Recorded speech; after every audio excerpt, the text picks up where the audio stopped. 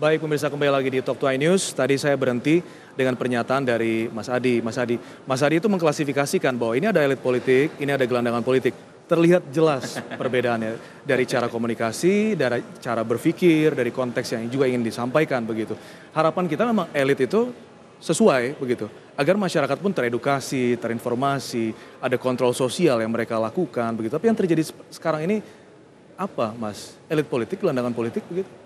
Memang kan banyak politisi kita itu yang problem personalnya cukup kuat, Mas. Jadi yang terjadi Problem adalah personal ya? Jadi yang terjadi banyak adalah soal menjadi politisi jalanan. Jadi statement-statementnya tidak menyejukkan, tapi menyerang headspace dan bahkan memfitnah kelompok Efeknya lain. pada masyarakat. Nah, ini yang cukup fatal menurut saya. Kan sekali lagi saya jelaskan bahwa efek Pilkada Jakarta ini kan nggak sembuh-sembuh amat. Betul. Mas. Artinya fragmentasi antara Muslim dan non-Muslim itu cukup terjadi sampai sekarang. Nah, dengan statement Pak Victor yang mengatakan bahwa ada 4 partai politik mendukung khilafah, nanti tidak ada perbedaan dan seterusnya, ini seakan-akan blok dan konfrontasi terhadap kelompok Islam semakin mengeras.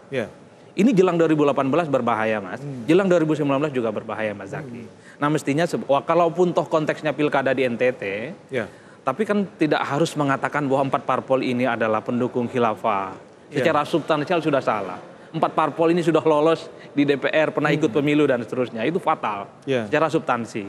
Secara etika apalagi, seorang elit mengatakan bahwa 4 parpol ini mendukung kelompok intoleran dan seterusnya.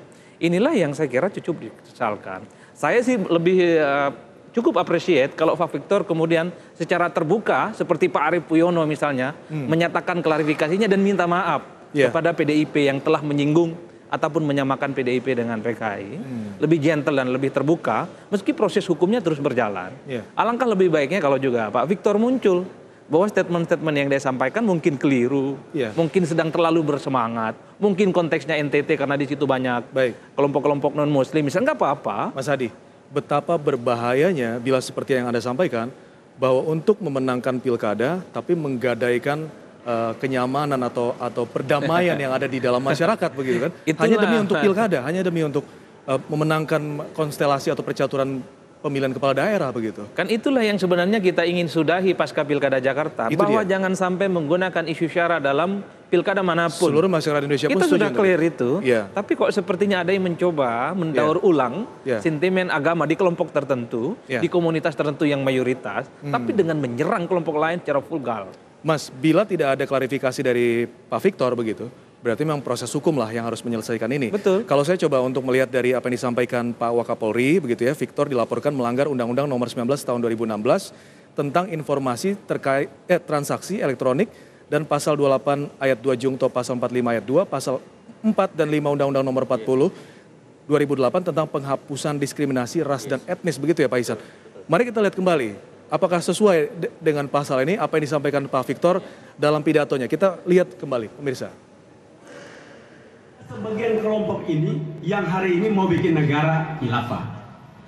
Dan celakanya, partai-partai pendukungnya itu ada di NTT juga. Yang dukung supaya ini kelompok ekstremis ini tumbuh di NTT, partai nomor 1 Gerindra. Partai nomor 2 itu namanya Demokrat. Partai nomor 3 namanya PKS. Partai nomor 4 namanya PAN. Situasi nasional ini partai mendukung para kaum intoleran. Intoleran itu arti intoleran. Yang don't suka orang lain. Don't suka agama lain. Don't mau rumpun agama sah.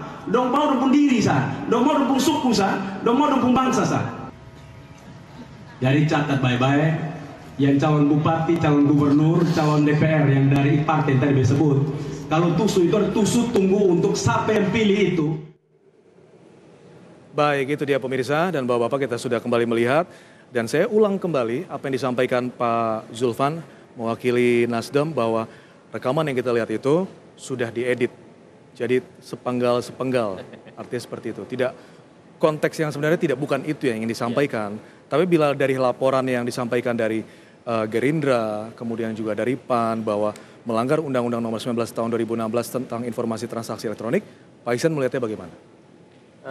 Saya pikir sudah jelas pernyataannya ya, dan yang bersangkutan tidak mengklarifikasi berarti membenarkan, kan begitu. Jadi tidak cukup yang mengklarifikasi orang lain, itu satu hal.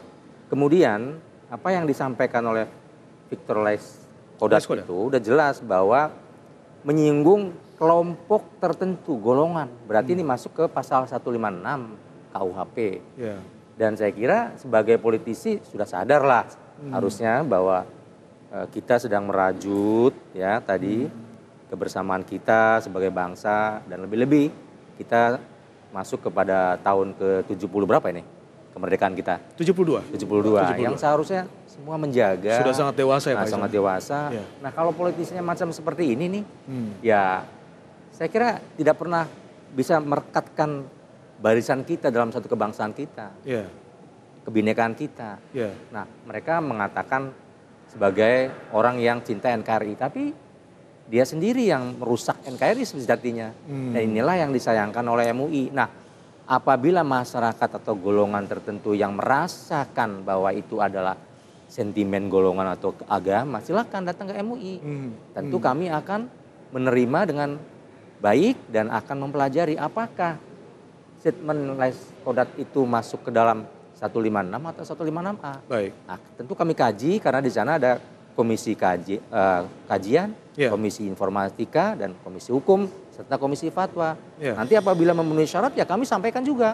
Kalau memang ini adalah masuk kategori pasal 156A atau 156. Baik. Agar jangan ada lagi nih manusia-manusia yang menyatakan dirinya Pancasilais tapi justru inilah yang menghancurkan Pancasila. Dan kami tentu sebagai eksponen MUI, pengurus, ya sangat menyayangkan, menyesalkan bagaimana sebuah bangsa yang dibangun, dirajut kalau politisi yang mempunyai gerbong di DPR, pola berpikirnya, frame berpikirnya seperti ini. Ini bahaya buat kesatuan bangsa kita.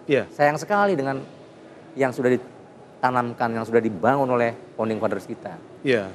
Mas Andre, sebagai sesama rekan politisi, bila Pak Victor kepleset, salah ngomong, mungkin Mas Andre bisa luruskan kepada masyarakat.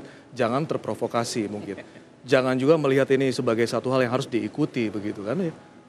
Jadi begini, karena ini sudah melukai marwah Partai Gerindra, fitnah yang kejam, tentu ini kader-kader Partai Gerindra sangat resah di bawah.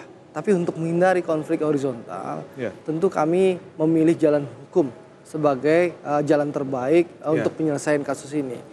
Tanggal 4 Agustus kemarin kan tim Partai Gerindra sudah melaporkan saudara Victor Leskodat. Kita serahkan saja ke proses hukum yang ada.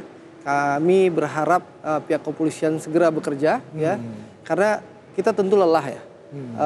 Ini memang 2017 menjelang 2018, nanti kita akan menghadapi tahun pemilu 2019. Tentu kita tidak ingin bangsa ini terus terkotak-kotak, bangsa ini terus ribut-ribut. Kami sangat berharap bangsa kita jaga sekali lah tenun kebangsaan, tenun kebinekaan kita ini. Jangan sampai ini terkoyak-koyak oleh ulah politisi seperti Victor Leskodat.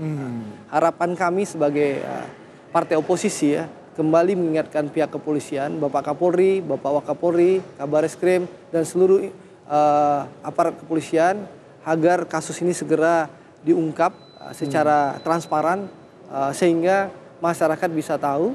Dan ini juga untuk menghindari isu-isu yang berkembang atau menghindari konflik-konflik yang mungkin saja bisa berkembang di masyarakat. Harapan kami mudah-mudahan polisi bisa bijak. Jangan sampai lagi ada lagi pengotak-kontakan rame seperti kasus Pak Ahok kemarin. Baik, Mas Andre, saya jadi teringat dengan satu pernyataan mengatakan perbedaan antara politician dan statesman, negarawan dan politisi. Karena statesman always thinks about next generation, politician thinks about next election. Yang sampai cuma next election aja. Kita lanjutkan lagi setelah jeda yang satu ini, pemirsa, tetap bersama kami.